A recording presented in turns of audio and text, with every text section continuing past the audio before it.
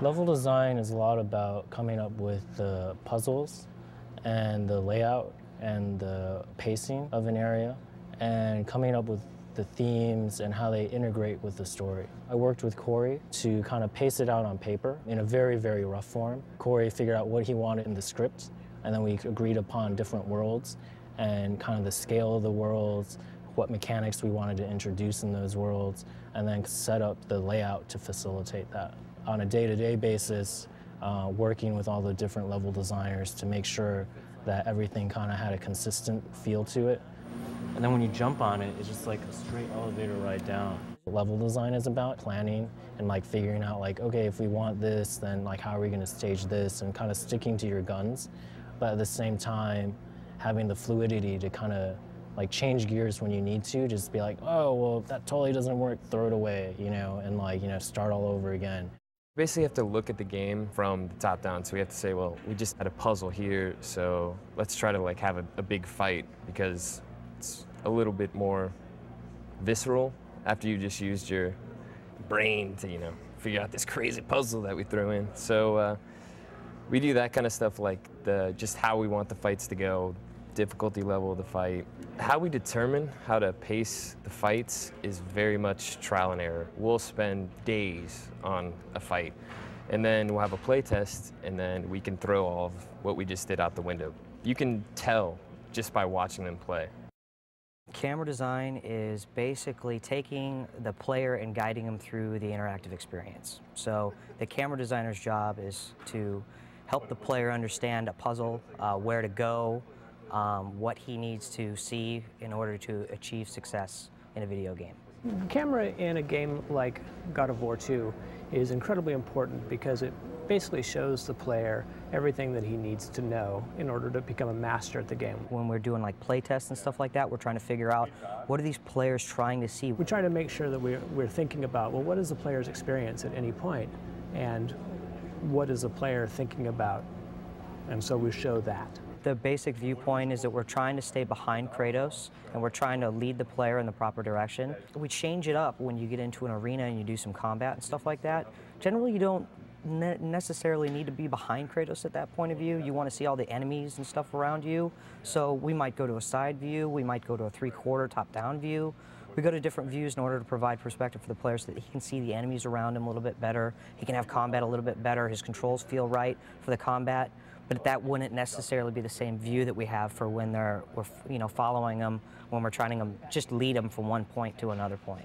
We take control away from the player on the camera, and we give them the shots they want and let them focus on just the gameplay itself. A limitation of our fixed camera system is that we have to show certain things at different points. So a lot of times we set up what's called a cut camera, and you walk into a room, there's a lever on the other side, and we need to let you know that that's where you need to be.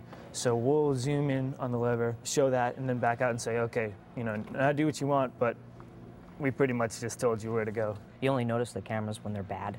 So I think that if you don't notice the camera work, I think maybe we're doing our job right. I get the most satisfaction when I've completely designed a space, and a room or a WAD, we call them. And I pass that off to the artists, and then the artists dump all their art in and pass it off back to me. And it's the first time I see it, and it's all fully arted, and I'm like, whoa, this is what I designed? This is what the artist did with that space? This is the sheet version of the level. This is the start point and the spire. It's just a sandbox for us to go in and figure out exactly how the design is going to work. This is after the sheet version that I just showed you was sent off to the artists and then returned. It gets really magical when it comes back from the artists, and they've done really cool stuff with it. I was presented with a door and a dead body, and I knew I needed to use the dead body in some way, some new and interesting way, in order to get through that door. So what I have here is the actual level that I was presented with in a wireframe, and this is the completed in-game version. Initially, the player may think that they have to put the dead body on the pressure plate and just walk over here, but since the door only opens halfway, that's not the entire puzzle. If they come over here, you'll notice there's this other pressure plate, which opens the door all the way.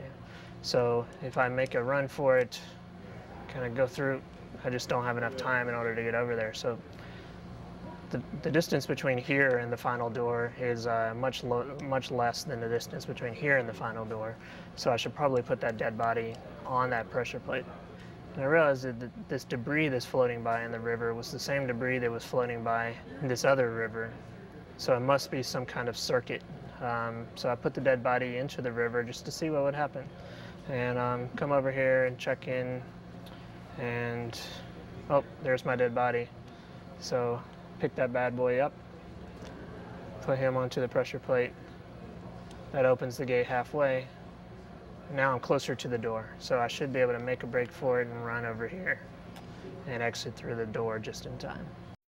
For me, I just kind of like first start off with just like imagining just like what would be like, you know, the coolest possible scenario that someone could go through on like a grapple sequence given like the parameters.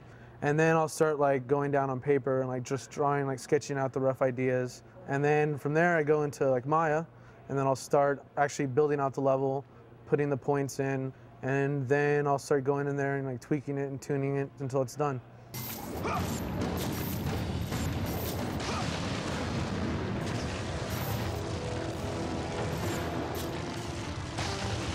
I was thinking like, wouldn't it be cool if something else is kind of going on in the background, something else to kind of like, as you're going through this, you're like racing against this other, basically like a fuse on a bomb or something. That's kind of like the idea I was trying to go with. And something also visually, like, so when you're going through like this, you're like, shit, that's awesome, you know? Like this is like a really cool sequence. So am I gonna make it, am I gonna make it, am I gonna make it? That's kind of like the ramping up that I wanted to feel. And then like that last moment when you're flying through and then you make it and then you're like, whew, you know, I'm done.